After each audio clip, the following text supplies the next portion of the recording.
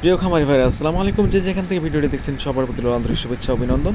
তো ব্রয়লার মুরগির বাজারের কমার প্রধান একটি কারণ হচ্ছে অতিরিক্ত গরম এবং বাচ্চা অনেক খামারে তুলেছে। বাচ্চা কম যখন 20 টাকা 25 টাকা ছিল, তখন অনেক খামারি দাম কমের পাওয়াতে অনেক খামারি লোভ সামলাতে পারেনি, বিধায় সব খামারে একসঙ্গে বাচ্চা তুলেছে।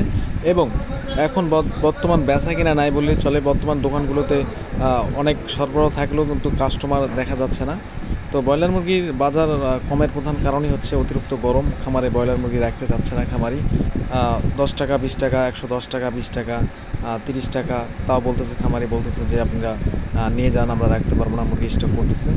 তো শাকসবজির দাম বেশি হলেও ব্রয়লারের দামের দিক দিয়ে আর বাজার নেই, বাজার নিয়ন্ত্রণের কোনো অবস্থা নেই। তো সরকারের কাছে আমাদের অনুরোধ যে ব্রয়লার মুরগির বাজার যেন খুব শীঘ্রই দ্রুত একটা নিয়ন্ত্রণের মধ্যে আনে, যাতে আমরা খামারিরা বাঁচে। তো খামারি বাঁচলে দেশ বাঁচবে এবং দেশ বাঁচলে দেশের উন্নতি হবে। তো সোনালী মুরগি বর্তমান 190 থেকে 95 টাকা পাইকারি হচ্ছে। সেটা খুচরা বিক্রেতা অর্থাৎ যারা পাইকারি সেল করে তারা, কিন্তু খামারে আরও রেট কম, যেমন 160 টাকা 70 টাকা।